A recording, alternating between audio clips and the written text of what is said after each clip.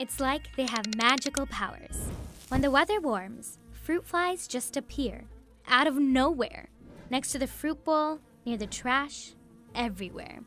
And once they arrive, they're determined to stay, no matter how many you swat, squash, or seize. Now, as far as we know, fruit flies can't teleport into our homes from another grosser dimension. So where do they come from? And why are they so hard to get rid of? Meet Drosophila melanogaster, your standard fruit fly. It can smell a meal from more than a kilometer away, all thanks to the tiny antennae on top of its head. These antennae are specially attuned to sniff out chemicals, like acetic acid let off by rotting fruit. And once they're locked onto the scent, it's nearly impossible to keep them out of your home. That's because fruit flies are about the size of a sesame seed, so they can slip through almost any crack, screen, or gap. But contrary to popular belief, it's not just the smelly fruit they're after. They're also hunting for the source of that rotting stench, specifically fungi and other microorganisms. Yum! And once they land for the feast, things turn even nastier. You know how you never see just one fruit fly? That's because they have incredibly fast life cycles. A single female fruit fly can lay up to 100 eggs a day, which hatch in less than 24 hours.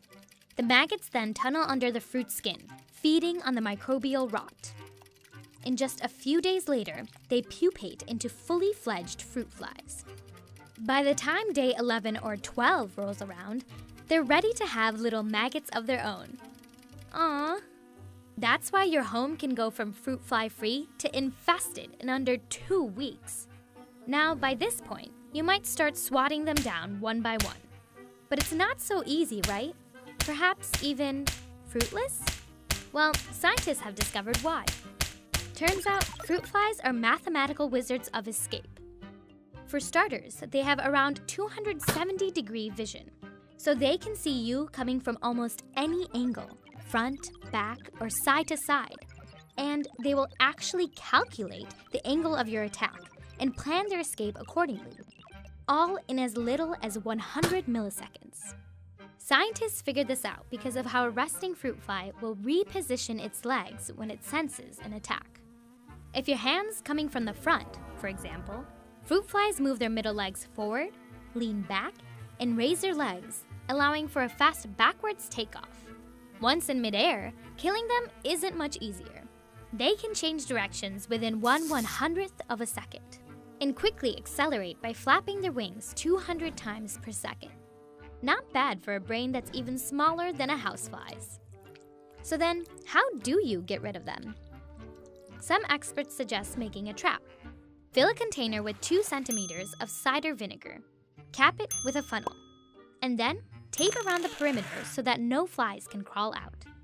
You see, fruit flies are smart enough to find fruit, but not the hole they entered. But here's the thing. Even if you trap every last fly, they will come back, as long as there's something to eat. And unfortunately for you, fruit flies aren't picky. They love rotten fruit, sure, but wine and other fermented liquids, which are chock full of those microbes they adore, are also tasty, as is the slime that builds up in your kitchen sink. So really, the only thing you can do to get rid of them is to, well, clean up.